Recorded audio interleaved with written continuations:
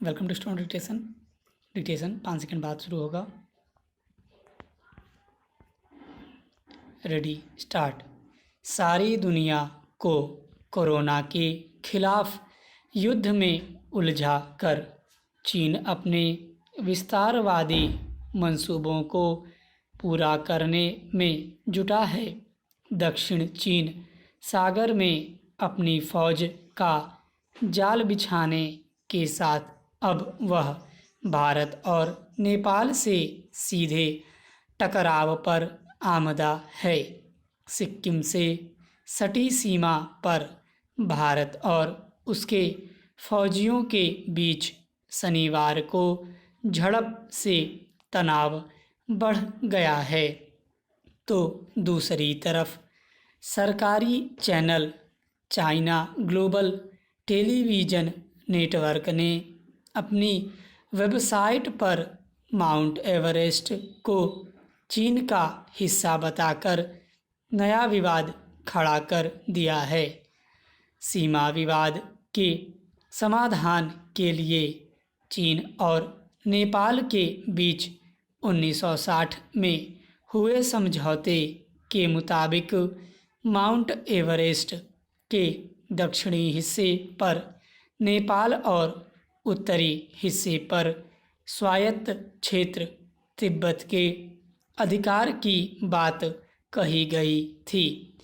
तिब्बत पर चीन अपना अधिकार जताता रहा है, लेकिन पूरे एवरेस्ट को अपना हिस्सा बताने से लगता है कि इस क्षेत्र को लेकर भी वह कोई अलग खिचड़ी पका रहा है। सिक्किम की सीमा पर उसकी फौज की हलचल तो काफ़ी समय से चल रही है। 3 साल पहले वहाँ तनाव इतना बढ़ गया था कि भारत के शीर्ष फौजी अफसरों को मोर्चा संभालने भेजना पड़ा था। चीन सामरिक दृष्टि से अहम माने जाने वाले चुंबी घाटी इलाके में सड़क बना चुका है, जो भारत के सिलीगुड़ी कॉरिडोर से सिर्फ 5 किलोमीटर दूर है। यह कॉरिडोर भारत को उत्तर पूर्वी राज्यों से जोड़ता है।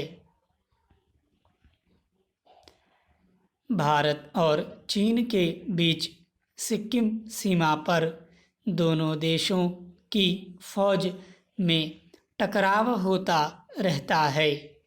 3 साल पहले चीन के वुहान शहर में वहाँ के राष्ट्रपति शी जिनपिंग और भारत के प्रधानमंत्री नरेंद्र मोदी के बीच बैठक में फैसला किया गया था कि दोनों देश विवादों को आपसी बातचीत से सुलझाएंगे। सिक्किम में ताज़ा झड़प इस फैसले का उल्लंघन है। कोरोना काल में चीन अपनी विस्तारवादी नीतियों को लेकर हर तरह के उल्लंघन के लिए तत्पर नज़र आ रहा है। पाकिस्तान भी कोरोना से जूझ रहा है, लेकिन चीन पाकिस्तान आर्थिक गलियारे का काम तेज़ी से चल रहा है। यह गलियारा पाक अधिकृत गिलगित बाल्टिस्तान से होकर गुजरेगा।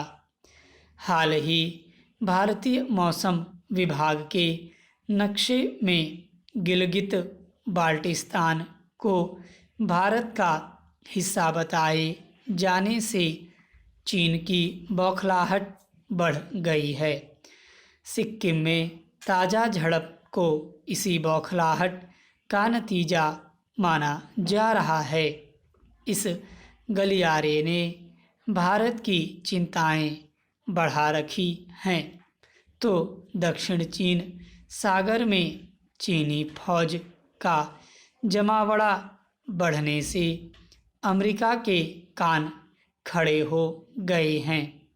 उसने भी अपने 3 युद्धपोत इस इलाके में भेज दिए हैं। बताया जाता है कि चीन इस सागर से पेट्रोकेमिकल्स और दूसरे खनिज निकालना चाहता है। उसकी वहाँ न्यूक्लियर रिएक्टर बनाने की भी योजना है। रक्षा विशेषज्ञों का मानना है कि इससे इलाके में युद्ध के हालात पैदा हो सकते हैं। वुहान से दुनिया भर में कोरोना वायरस फैलने के बाद से ही चीन के इरादे खतरनाक होते जा रहे हैं। इसलिए न सिर्फ भारत बल्कि पूरी दुनिया को उसकी हरकतों पर पैनी निगाह रखने की ज़रूरत है। स्टॉप।